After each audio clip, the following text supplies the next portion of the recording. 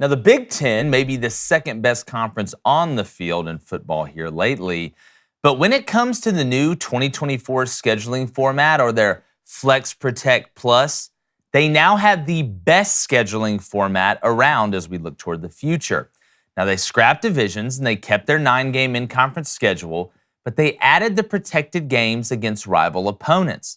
Now, having said that, there's still some flexibility, which is a must as the ever-changing landscape of college football continues to shift right before our eyes. Now, the SEC recently went halfway there, announcing they'll also scrap divisions once Texas and Oklahoma jump into the league, but they didn't go as far as adding that 9th in-conference schedule game. Now, there's no such thing as an even or fair schedule, regardless of the format. That'll never happen. It's just the nature of the beast. But as we sit here today, the Big Ten is the closest thing we have to the perfect scheduling formula. Now, the protected games didn't save every traditional game or bring back some traditional games, but when it comes to the moneymaker games, the conference didn't miss. And you got to admit, everyone was tired of not seeing the two best teams play for the Big Ten title, as the Big Ten West lately has been weaker than a one-arm weightlifter. So don't look now, but the Big Ten is actually leading from the front. Ooh. I know, I said it. Boy. All right, I said it. Y'all know me. Y'all know how I feel about the SEC. We can all agree the best sportsbook to bet is our friends over at DraftKings, all right? If you're able to do that, if you live that life. We already know, look, the NBA Finals, it's hot and heavy, okay? We're getting into Game 4. We're going to break that one down like Richard Simmons in one of those weird videos where he's dancing with overalls about losing weight. Yes, I can. Yes, I can, David. All right, and new customers right now, you can make a $5 bet and score $200 in free bets when you sign up with our code BOOSTER, BOOSTER. We've had a bunch of people reach out who've signed up with it, who've used it. Again, I don't know what sportsbook you're using right now, but the best one is DraftKings. You need to go ahead and make your mind up, live your best life, and make great decisions. And if you're wondering what you could use that $200 in bonus bets on, try the DraftKings same-game parlays. I've been all over it, all right? Like that fat kid Brucey off Matilda on that chocolate cake with the Trunchbull, who still scares me. That's what happens when you watch that movie when you're young. All right, you can combine multiple bets from the same game into one big bet for a shot at an even bigger payout. So open the DraftKings Sportsbook app, opt in, place the same-game parlay, but before you do that, when you sign up, use that code BOOSTER, BOOSTER, because like I said, you can make a $5 bet, and you get $200 in bonus bets instantly. That's only at DraftKings Sportsbook and only with our code BOOSTER. Say one word to describe DraftKings right now, David. Unbelievable. What about you? Ooh.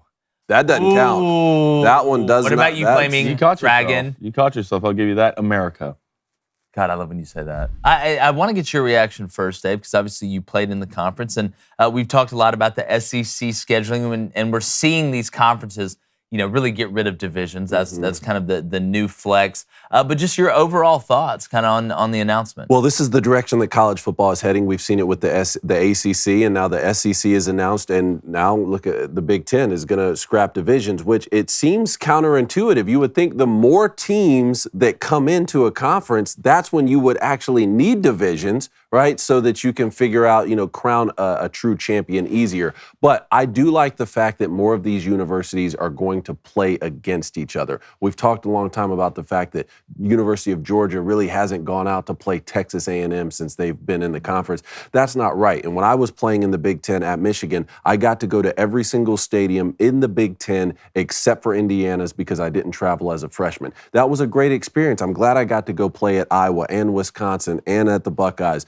So I think that it's going to be interesting how they do it with USC and UCLA both coming into the fold. And I do like the fact that they have protected games. Let's just mention them real quick. Michigan, Ohio, obviously. UCLA, USC coming into the Big Ten, that will remain a protected game. Minnesota, Wisconsin, Indiana, Purdue, in-state rivalry. Michigan State, Michigan, that's an in-state rivalry that will remain. You have Iowa, Minnesota, Illinois, Northwestern, Iowa, Nebraska, Maryland, Rutgers, Iowa, Wisconsin, and Illinois, Purdue will remain protected games. So the most interesting part of this for me, obviously, you guys know how I get every Thanksgiving. Michigan, Ohio, that's the biggest game of the year for me. It's an emotional time. Same day as the Iron Bowl for you guys. I don't have to tell you about it. But what it means now is that the Wolverines and the Buckeyes could play back-to-back potentially, especially the way we've seen going here. Michigan and Ohio both made the college football playoff a year ago. That could be a back-to-back matchup now because it's always going to be played at the end of the season, and now you could play it for the Big Ten championship.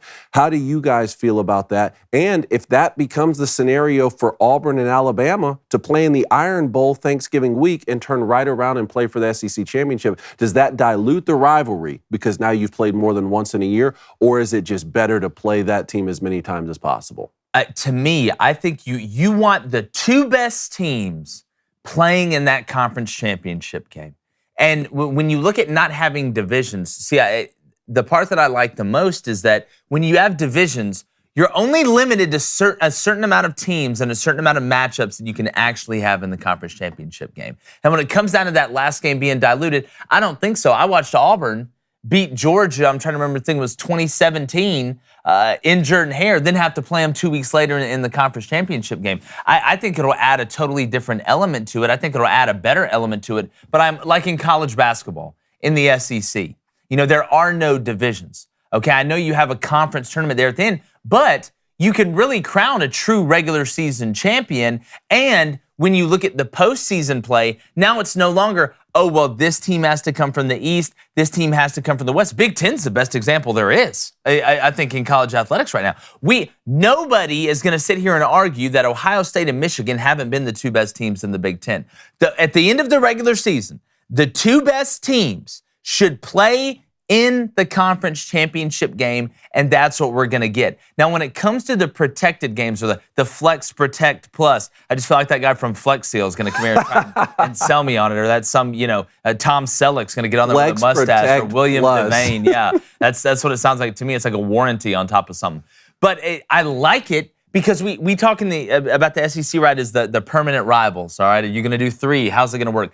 This is kind of a flavor of that. It's not exactly that, but it is protecting the main games. You're not going to be able to protect every game, but there's no such thing as an even schedule. There's no such thing as a balanced schedule. The closest you can get is to sit here and say, we're going to keep the rivalry games, which are your moneymakers, which are the big ones, and we're going to be able to have the ability to go to each away stadium. Teams are going to be able to play each other home and away over a 4-year career. That's the most even you can possibly get it. I think the Big Ten right now, as I said, I think it's a home run, and they're going to remain flexible, which you have to, right? You have to. But Flaming, I mean, your thoughts on it? Yeah, one, quit calling me Flaming. No, right? you're Just call me Flaming Dragon. You're ruining the entire experience. Okay, Marie Antoinette. Just Flaming Dragon, that's all it is. Look, I know you're a French spy. Just say my name correctly. Thank you. Look, nothing's going to be perfect, but I do agree that the best teams should play in the conference championship. I don't want to watch Michigan, after playing a phenomenal game with Ohio State, go beat up their little brother in Purdue by 40 points. Michigan State's the little brother. Whatever. Basically, everybody other than Ohio State's y'all's little brother in that conference, all right? Lately. So look, I understand it. I get it. It makes sense. Protect certain games, protect certain rivalries. The best two teams should play, even if that's Auburn playing Alabama twice, even if it's Auburn playing Georgia twice, which sucks. I get it. It's not a fun situation. Would I rather go play a South Carolina or something like that? 100%. But I get it. It makes sense. It's better for the fans. It's better for the conferences. I think it's better for the team. See, now you say, well, it sucks to have to go play them. I'm not thinking about it from that aspect as much as does it dilute the rivalry when you play twice in a year? I don't think so. That's one of the reasons we say college football rivalries are better than college basketball or MLB, because there's only that one game that you Well, play. let me ask you this, though. Would you say it dilutes the rivalry? If Michigan would have played Ohio State last year, if Ohio State would have beat Georgia, Michigan would have beat TCU, would have diluted the rivalry in the national championship? No, and I was talking to this with some teammates, and we were talking beforehand about the fact that, man,